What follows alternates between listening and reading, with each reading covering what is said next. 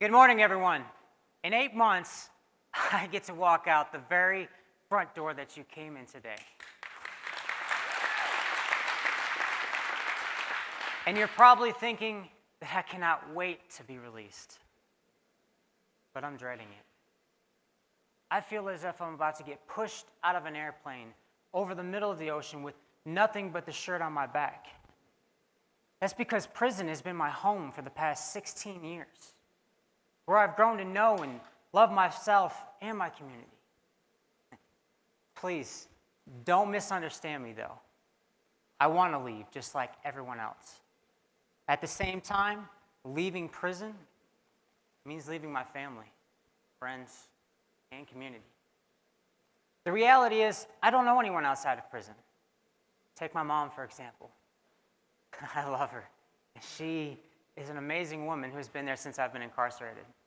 I call her at least once a week and often twice.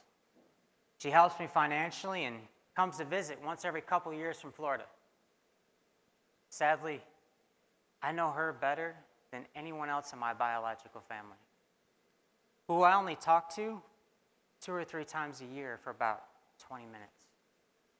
Even as close as I am to my mom, I don't know her like those I've seen every day for the past 16 years. In prison, my relationships were forged in one of the darkest places in our society. Here, trust is a sword that can literally get you killed or save your life. And as such, trust is given sparingly and earned through acts and deeds over great periods of time. However, it is amazing to instinctively know how those you are closest to are going to think or act. When I say these people are my family, I'm not exaggerating. I trust them with my life. But let me back up. Before I could forge these incredible connections, I had to forge an authentic one with myself. For years, I struggled with my identity because the world around me continuously told me I was wrong for seeing myself as female. So I did whatever I could to bury my feminine side in the deepest, darkest place within me. And while acting as Andrew Sapien, my birth name, I was a pseudo-country boy and soldier who lived to work hard and play even harder. I was a master of my craft. No detail was overlooked. From my ball cap and boots to eating green beans straight from the can, everything was meticulously planned to fit this character.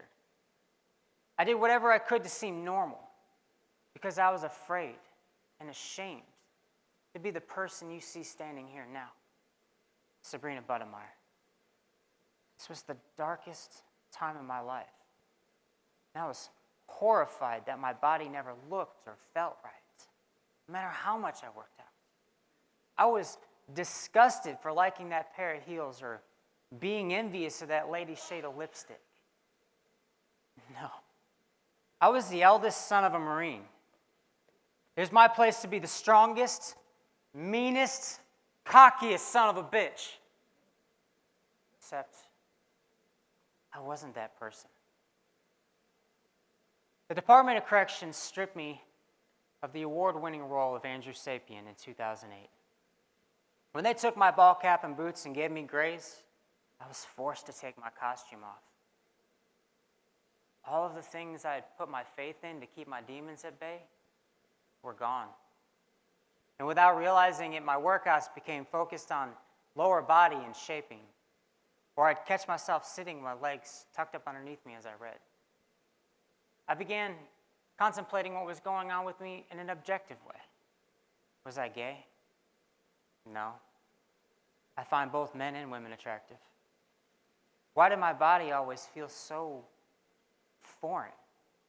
Why did I think differently than most of the men around me? I began looking for answers in books from the library. And in the end, it all led me back to the weird and deviant thing called transgender. However, this time, I was okay with that. Just not okay with being an outcast. Then I came across a documentary called The Lady of Valor, the story of a decorated Navy SEAL who was transgender, and it changed everything. I thought, here is someone who held the manliest title in our culture. She was just like me. She wasn't a freak or a pervert, but a respected person working to help veterans. This realization inspired me to discover who I was instead of who everyone thought I should be. I began to question everything from what I believed in to what foods I liked. I realized how much I hated smoking and quit. And when everyone was crying, "Bah humbug" for Christmas, I was singing and dancing because I love Christmas. I was finally becoming me. The transition from Sapien to Sabrina took years, even after I accepted myself. When I came out to the prison community, I was a little shocked. There was a flurry of gossip for a while, but no one really had a problem with me. And after finally being able to start hormone replacement therapy in January of 2020, I cannot express how happy I am in my own skin today. I finally feel normal, like the woman I am, instead of someone pretending to be a man. Which might make you wonder why I wasn't transferred to a women's prison. Well, the laws aren't quite that progressive yet. Another key part of learning to love myself was learning how to serve the people around me to make everyone's lives better. It started with a simple prep cook position in the kitchen where I learned I love doing a good job, being respected for the right reasons, and knowing people were enjoying what I'd done. The pinnacle of this was the 5 or 6 years I was employed in Canteen. I loved the way that it pushed me mentally and physically to perform to the best of my abilities. And while I worked there, I took the time to learn every position and understand why things were done in specific ways so that I could be prepared to assist wherever I was needed. When a new head manager came in, it fell to me and a couple of other residents to train her because staff practically gave her the keys and just walked away.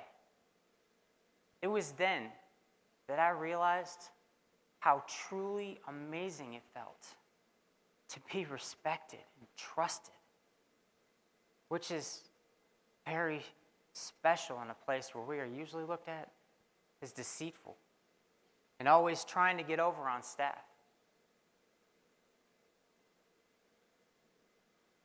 Then I fell in love. My husband, Jason, and I were married last September after spending 8 years in a cell together. In 2009, when I met him, it was like we've been friends for a very long time. 6 or 7 years later, Jason was there when I came out as transgender. He was the wrecking ball that tore down all of my remaining resistance to being myself. As I learned who I was, what I liked, and what I wanted, Jason was there patiently encouraging me to be me. For 8 years, our home was a cell the size of a parking space. Every morning we woke up and went to work. At the end of the day, we came home, talked about our day, and did CrossFit or yoga. In the evenings, we made dinner in the microwave or by boiling water with a heating coil, watched TV, and went to bed. How many of you think this sounds familiar? Sounds normal, right? Every week we figured out what we wanted to eat and needed for the house. If he didn't have the funds, I bought it, and vice versa. For holidays, we made special meals that we often shared with those who were financially challenged. On my birthday, he would do something special like make a puzzle card that had to be folded specific ways just to read the message. On Valentine's Day one year, I surprised him with a cheesecake decorated with strawberry preserves in the shape of a heart. It was our joy to make the other happy. We loved seeing the way each other's eyes would light up and feel that warmth wrapped around us. Show of hands. How many of you think you could have been this happy living in a bathroom with your spouse? Now, how many of your spouses would have disappeared under mysterious circumstances? All right. For the record, in 8 years, Jason and I only had a couple of arguments. Honestly, I've never met another couple who could have lived like this. And I wonder if I'll ever find this again. Because sadly, Jason's doing life without the possibility of parole. As of right now, he will never step foot outside of prison. When I was transferred here a little over a year ago, it tore my heart out to leave it. Kept imagining Jason going back to our cell, our home, and it being a dark, lifeless place filled with ghosts. For 10 months, I was a wreck. All I wanted to do was talk to him, to share my day with him. But policy mandated that we had to wait until we were married just to write each other. When I finally received my first letter from him, it was like spring turned very, very long winter. Hope and life began to ease their way back into my heart. It's not the same as being right there beside him, but it's better than being completely cut off.